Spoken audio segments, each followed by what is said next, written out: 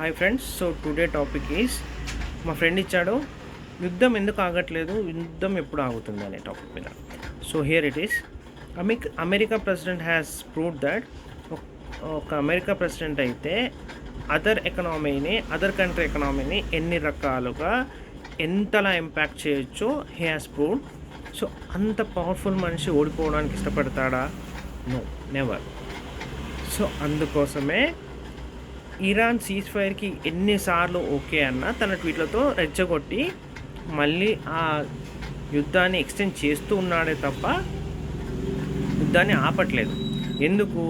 యుద్ధాన్ని cease fire ఎప్పుడు ఆపుతానన్నా సరే ఇరాన్ కండిషన్స్లోనే ఆగుతుంది తప్ప ట్రంప్ కండిషన్స్లో ఆగట్లేదు. అలా సీజ్ ఫైర్ ఒకవేళ సక్సెస్ఫుల్ అయితే ఇరాన్ గెలిచినట్టు అవుతుంది. అది అమెరికాకి ఇష్టం లేదు. సో సీజ్ ఫైర్ ఎప్పుడు అవ్వాలి? అమెరికా యొక్క టర్మ్స్ అండ్ కండిషన్స్ ఓకే అయితేనే సీజ్ ఫైర్ అనేది సక్సెస్ఫుల్ అవుతుంది. దానికి one of the reason petrodollar. Crude oil అనేది ఈ ఇయర్ లోపు డాలర్స్తో డీల్ చేసే డీల్ అనేది ఎండ్ అవుతుంది.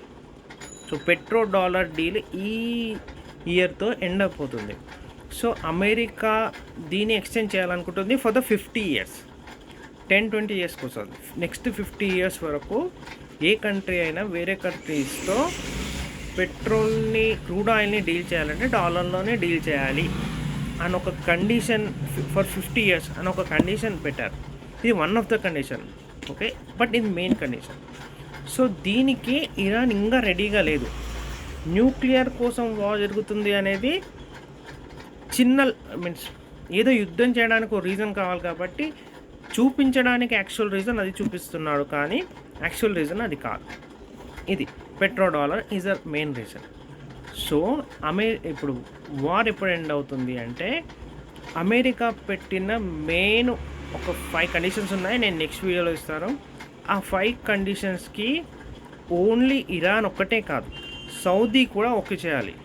మీకు తెలీదు, సౌదీ కూడా ఓకే చేస్తేనే ఈ వార్ ఎండ్ అవుతుంది, లేకపోతే ఈ వార్ ఎక్స్టెన్షన్ అవుతూ పోతుంది. సో ఈ వార్ నాకు తెలిసి మే ఎండ్ వరకు కావచ్చు, ఎందుకంటే ఇరాన్ యొక్క ఆర్థిక పరిస్థితి, ఎకనామీ డ్రై అయిపోతూ ఉంది. మీరు యూట్యూబ్లో కొట్టండి, ఇన్స్టాగ్రామ్లో కొట్టండి ఎకనామిక్ ఆఫ్ ఇరాన్ అని మీకు తెలుస్తుంది.